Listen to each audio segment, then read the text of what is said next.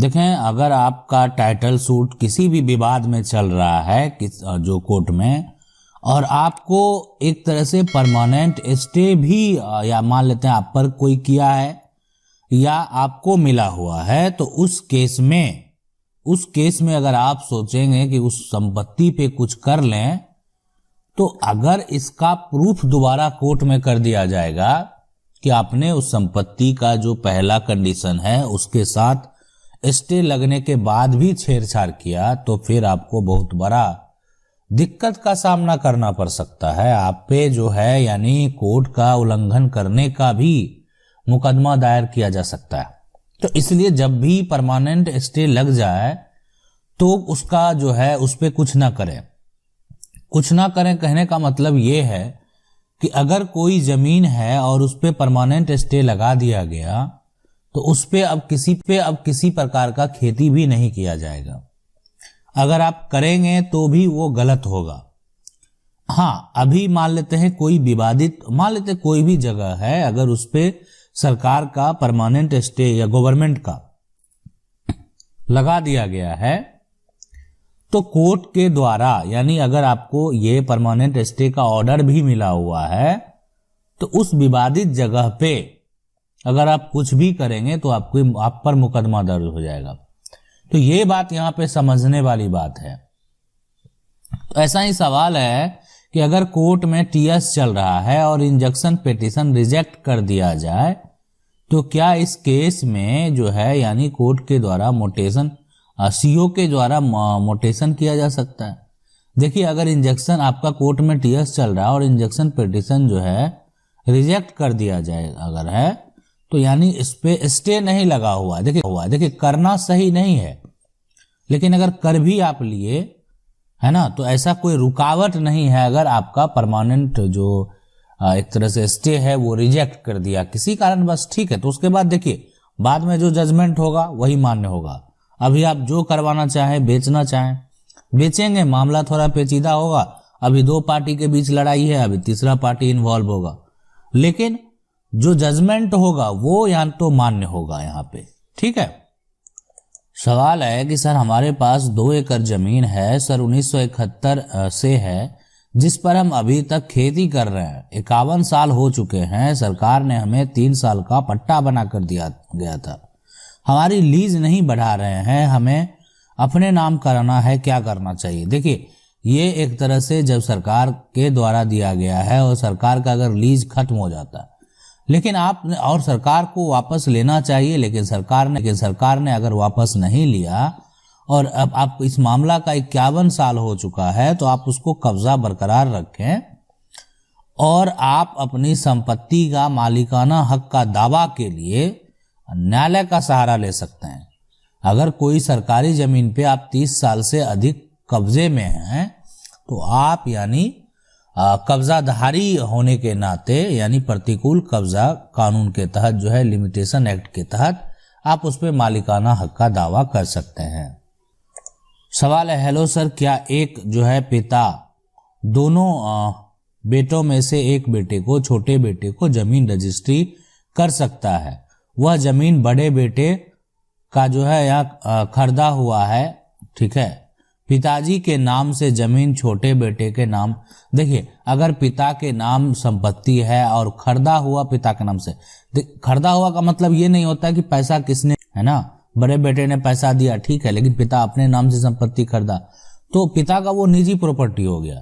अब अगर वो पिता एक बेटे को देना चाहे ना, एक बेटे को, तो दे सकता है, आप नहीं रोक सकते हैं, इसलिए उनका सेल्फ एक्वायर प्रॉपर्टी हो गया और सेल्फ एक्वायर प्रॉपर्टी वो किसी को दे सकते हैं, आप कुछ नहीं कर पाएंगे, ठीक है।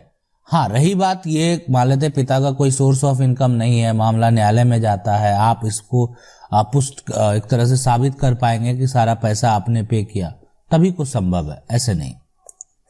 सवाल है कि मेरे घर 70 साल से जो है यानी रहते हैं और इसमें जो है आज तक कोई झगड़ा नहीं है ना, झगड़ा नहीं, खतियान मेरे दादा के नाम पर है, बस हम लोग रहते आ रहे हैं, रसीद नहीं कट रहा है। देखिए, अगर 70 साल से रह रहे हैं और रसीद नहीं कटा है, तो रसीद कटाने का प्रयास करें और ये पता करें क्या सरकार का रोक है इस रसीद कटने पे। अगर किसी प्रकार का रोक है तो जमीन का बहुत ऐसा किस्म है जो बहुत ऐसे राज्य में कुछ ऐसे जमीन के जो प्रकार हैं, ठीक है, तो उस पे राज्य सरकार का रुकावट है कि जमीन ठीक है लोगों के कब्जों में है, लेकिन सरकार का ये रुकावट है कि उसको जो है रसीद नहीं कट रहा, उसका दाखिल खारिज नहीं हो रहा, उसके नाम से वो संपत्ति खारिज नहीं हो रहा। तो ये हो सकता है, लेकिन आप अगर बहुत लंबे साल से और आपकी जमीन जो है वो एक तरह से निजी है, रैयती जमीन है, इससे पहले जो पुराना आपका खतियान होगा उसमें भी अगर वो संपत्ति रैयती है तो सरकार उस पर रोक नहीं लगा सकती है। आप जरूर उस संपत्ति पे जो है उसका जो रसीद है वो कटा सकते हैं। अगला सवाल है कि सर जी एक मेरे पास ज़मीन है और मेरे पास जो है रजिस्टर्ड पेपर भी नहीं है, कोर्ट से मैं जो है आकर जो है निकाला और पूरा जो है जितना भी रसीद बाकी था सब हमने ऑफलाइन पूरे साल का रसीद कटवा के जो है यानी पटा पार्टी को जोहर जो है पार्टी हो रखा है। इससे सर ध्यान से पढ़िएगा और इसका जवाब जरूर दीजिएगा, ठीक है। और पार्टी बोलता है कि तुम्हारे दादाजी दान में दिए हैं। नहीं, देखिए दान में देने का मतलब ठीक है, दान में देने का भी नियम है, ऐसे दान में नहीं दिया जा सकता, ठीक है। आप इस बात को समझिए। देखिए कोई भी जमीन किसी प्रकार से अगर किसी के पास है तो अब तो वो वही कहेगा कि हमको ऐसे मिला हुआ है, लेकिन उसके पास उसका प्रूफ है कि नहीं है, दस्तावेज है कि नहीं है।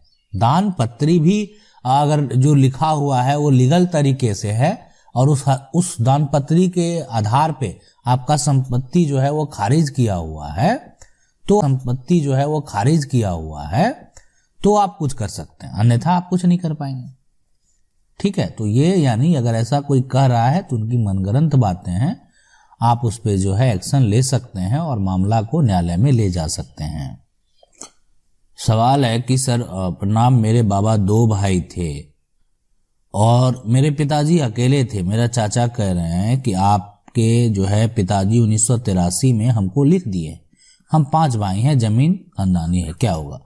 देखिए सबसे बड़ी बात है कि 2 भाई थे और आपके जो पिताजी है ना, वो यानी अकेले थे।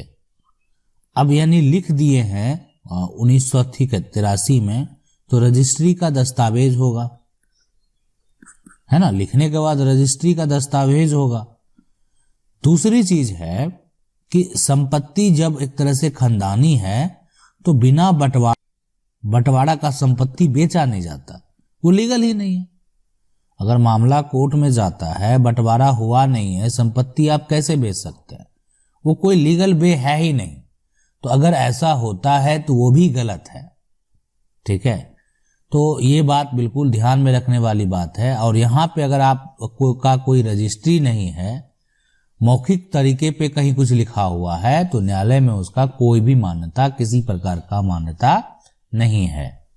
सवाल है कि सर मेरे जो है दादी माँ ने पैतृक जमीन को अपने 2 बेटों को जो है दान पत्री कर दी 1989 में ही, जबकि मेरे पिता जो है यहाँ पे जो की तीसरी संतान की डेट बहुत पहले हो चुकी है, उसकी जो है एकमात्र पुत्री हूं मैं, ठीक है। देखिए अगर आपका जो दादी माँ ने है जमीन को मान अपने, जैसे कि देखिए अपना जो खून होता है, अपना जो जनरेशन होता है, उसको जमीन को कुछ करने की जरूरत नहीं है, और खास करके पैतृक संपत्ति को तो और नहीं। आपका कोई निजी सेल्फ एक्वायर प्रॉपर्टी, पैतृक संपत्ति को आप किसको दान देना है, आपको दान देने का अधिकार किसने दिया। पैतृक संपत्ति में समों का अधिकार है, और पैतृक संपत्ति में जो है जन्म लिया बच्चा और उसका अधिकार बन जाता है, तो इसीलिए उसका कोई मान्यता नहीं होगा। हाँ, लेकिन अपने हिस्से की अगर संपत्ति दे सकते हैं, लेकिन वो अपने हिस्से की संपत्ति को दे सकते हैं। अब है इनके पिता की जो तीसरी संतान है उसकी डेट बहुत पहले हो चुकी है, उसकी एकमात्र जो है पुत्र वधू हूं मैं। तो देखिए एक बात आप याद रखें, है ना, कि जो आपके पिता की जो है यानी जो तीसरी संतान जिनकी डेट हो गई है, अगर आप उनकी पुत्र वधू हैं तो जो भी उनका हिस्सा है अभी उस पे आपका आपका ही अधिकार होगा, है ना। आप यानी आप पत्नी के नाते आपका अधिकार होगा, कहे कि उनके हिस्से की जो भी संपत्ति है उस पर आपका अधिकार बनता है। ठीक है। सवाल है कि सर मेरे फादर के जो है 2 सन और 1 बेटी मैं हूं। मेरा फादर जो है 13 कट्ठा जो है जमीन मेरे दोनों भाइयों को 2014 में बंटवारा करके दे दिया, अपना 6 कट्ठा जो है बचा कर रखा है। आज मेरी जो है यहाँ पे दयनीय स्थिति खराब हो गई है, मैं अपना हक कैसे लूं और इसके लिए मुझे क्या करना होगा, क्या मेरा हक मुझे मिलेगा? देखिए, मैं बता देना चाहता हूं कि अगर मान लेते हैं कि आपके फादर जो हैं वो दोनों भाइयों को अगर मान लेते बंटवारा करके दे दिया है और जो 6 कट्ठा जमीन है, ठीक है, वो उन्होंने अगर बचा के रखा अपने फेवर में, तो ये जो आप देख रहे हैं 6 कट्ठे की जो यहाँ पे जमीन है, सबसे बड़ी बात है कि ये आपको यहाँ पे देखना होगा कि जो पिता के पास संपत्ति है वो पैतृक है या उनका सेल्फ एक्वायर प्रॉपर्टी है। अगर वो सारी जमीन उनका जो है उनके पिता उनके दादा से मिला हुआ संपत्ति है, तो उस केस में अभी फिलहाल अगर आपका हिस्सा नहीं दिया गया है तो आप उसको लेने के लिए जो है पार्टीशन कर सकते हैं। ठीक है, इसीलिए कि पार्टीशन करेंगे और तो फिर आप उस संपत्ति को हासिल कर पाएंगे।